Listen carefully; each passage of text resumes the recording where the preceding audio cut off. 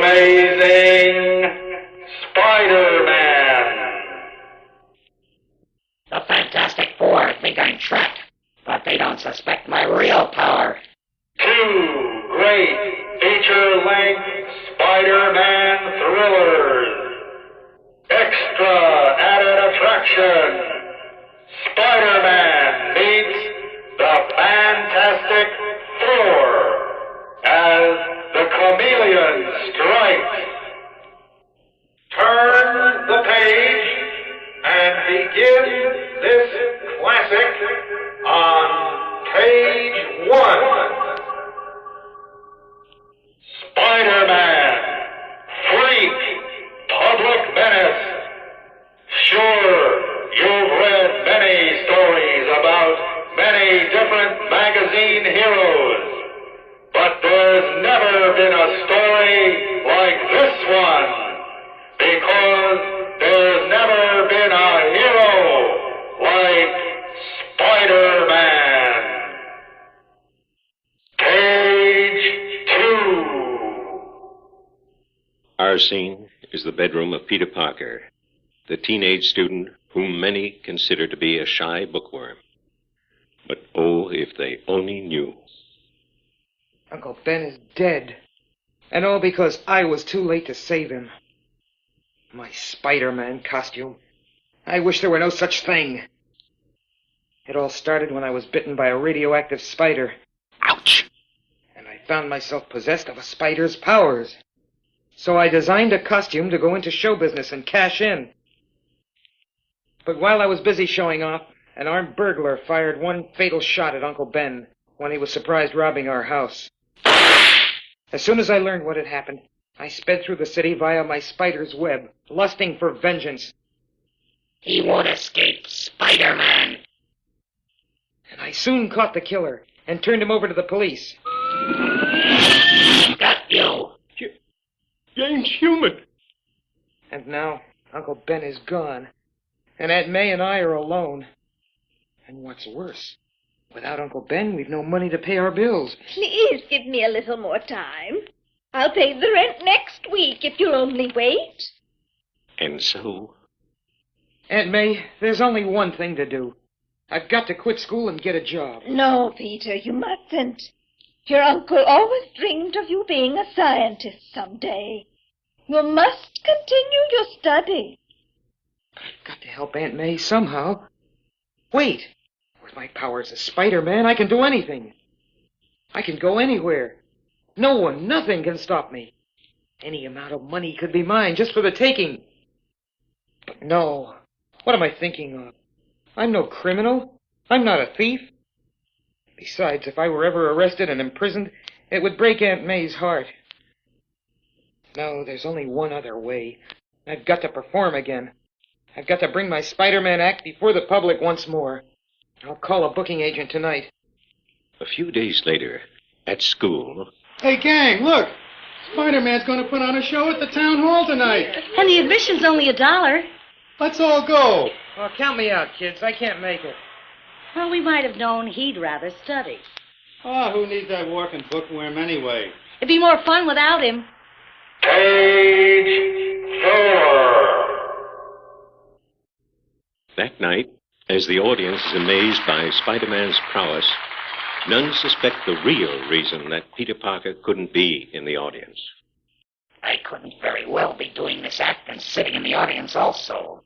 Finally, after the show... It's time to pay you, Spider-Man, but I can't give you cash. Got to give you a check so there's a record for taxes.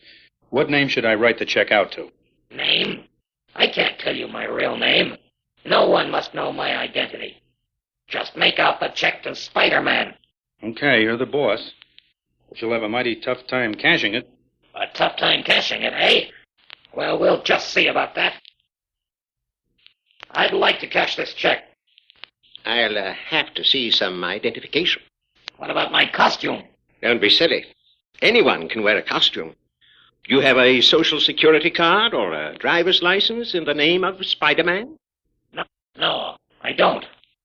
But as Spider-Man finds that he cannot cash his desperately needed check, just across town, a man at a typewriter is making still more trouble for him. When I'm through with this article, Spider-Man will be run out of town. And the next night, Might as well go on back where you came from, Spider-Man. There'll be no show tonight, or any night. What? Why? What happened? This happened. Look at this editorial. The paper has everyone so steamed up they'll probably toss you in jail if you show your face. But why? What have they got against me? What have I done? the headline reads, Spider-Man, Menace.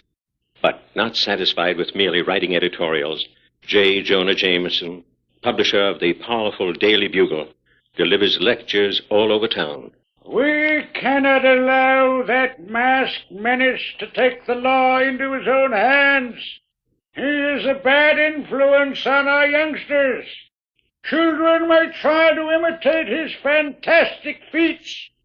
Think what would happen if they make a hero out of this lawless, inhuman monster. We must not permit it. I say that Spider-Man must be outlawed. There is no place for such a dangerous creature in our fair city.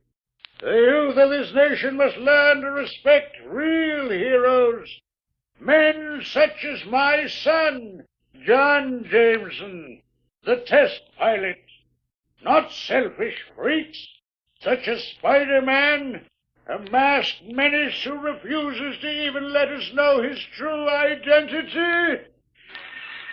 I don't get it. How do other superhuman guys like the Fantastic Four and the Ant-Man get away with it? Nobody bothers them. And they always seem to make enough dough. I don't even believe that there is a Spider-Man. It's all a publicity stunt.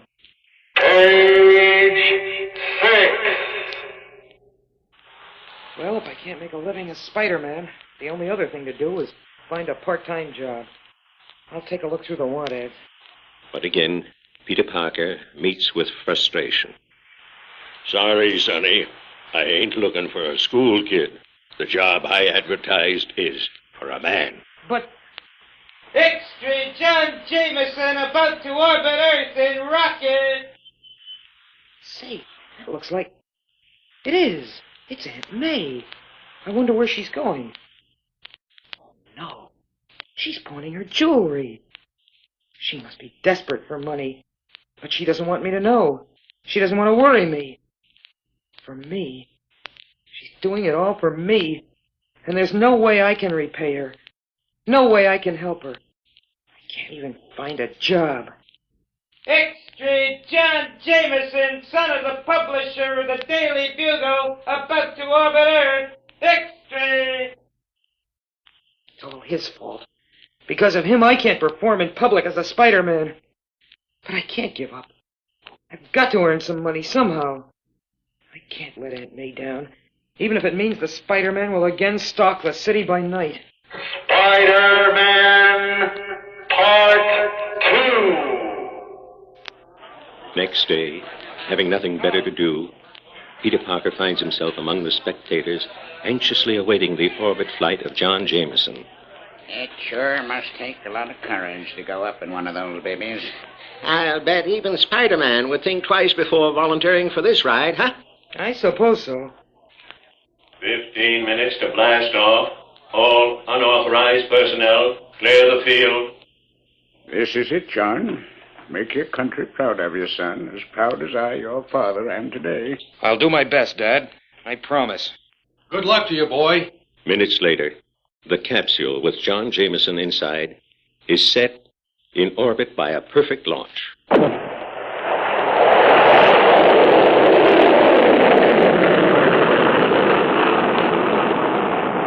Page 8.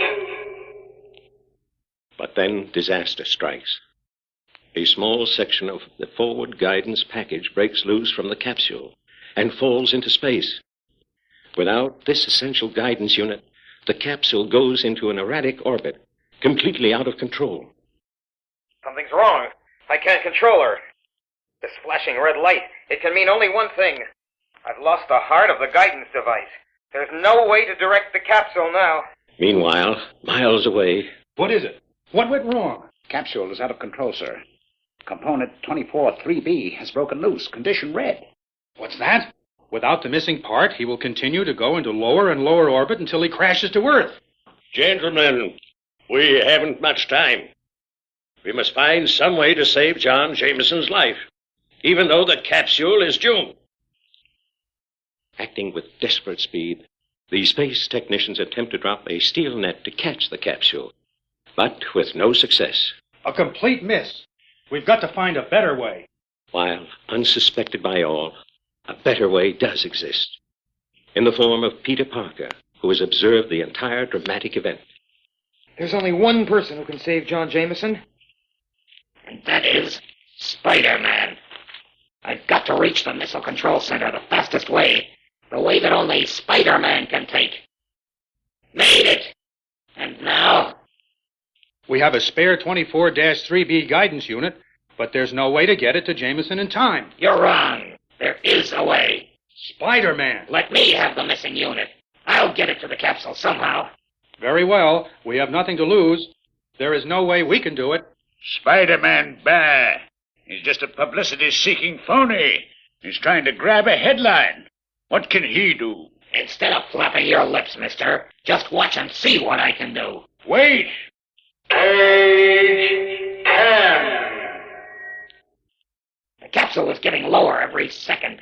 I've got to reach a jet fast. Arriving at a nearby field, Spider-Man's amazing web shoots out, engulfing the guard's gun hand before the sentry can fire. Halt! Identify yourself! No time for that now. Within seconds, the mighty costumed figure has commandeered a plane and a pilot. As they take to the air, I'll probably be grounded forever for doing this, Spider-Man. But I got a hunch that if anyone can save that poor Joker, you're the guy. Here comes the capsule now. But we can never catch it. We don't have to catch it. Wait. What are you going to do? I've got to hitch a ride on that thing as it passes by. This'll be my first and last chance. If it doesn't work, look out below. Here goes. Swing. I hit it. Mustn't let go.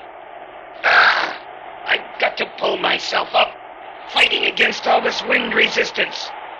Even my strength can just barely do it. There, I reached it. But now, the capsule is losing altitude dangerously. Can I attach the missing unit in time? Page 12. Spider-Man, Part 3. What a lucky break. It fit in place as smooth as silk. and within the capsule. Capsule under manual control again. We'll eject chute and land immediately. He's safe. I did it. Spider-Man succeeded. The capsule is about to land. My boy, he's safe. This is as good a time as any for me to get off. I'll bet I'm the only living person who ever had a ride like that before. I'd better make myself scarce now. I'd just be embarrassed if everyone wants to congratulate me and make a big fuss about what I've done. Anyway, from now on, I guess I shouldn't have any trouble about performing in public. I'll bet even Mr. Jameson himself would hire me. But when he reads the next edition of the newspaper, Peter Parker is astounded to see... Oh, no. It can't be. It isn't possible. Why? Why? The headline reads, "This newspaper demands that Spider-Man be arrested and prosecuted." Editorial by J. Jonah Jameson. Page 14.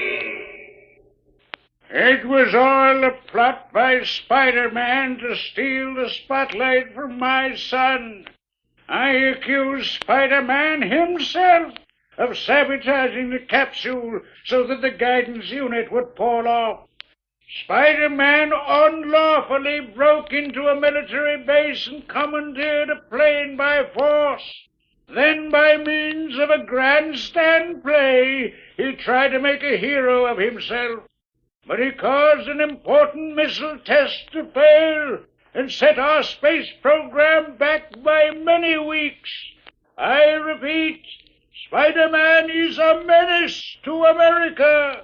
Unfortunately, if something is shouted loud enough, there are always those who will believe it. fear me more than ever now. Spider-Man ought to be run out of the country. And how? And finally, under pressure of the angry newspaper man's continual barrage, the headline reads, Wanted. Caution. He is dangerous. Report him to the nearest FBI office. Spider-Man. Reward for his capture. Oh, dear. I certainly hope they find that horrible Spider-Man and lock him up before he can do any harm. What do I do now? How can I prove I'm not dangerous? How can I convince people that I wasn't responsible for the failure of that capsule? Everything I do as Spider-Man seems to turn out wrong. What good is my fantastic power if I cannot use it? Or must I be forced to become what they accuse me of being? Must I really become a menace? Perhaps that is the only course left for me. And so, a lonely boy sits and broods with the fate of society at stake. What will his decision be? What will Spider-Man do next? Only time will tell. The end. Turn over the record for the next fantastic adventure from the Marvel Age of Comics. Our mighty action continues on page 15.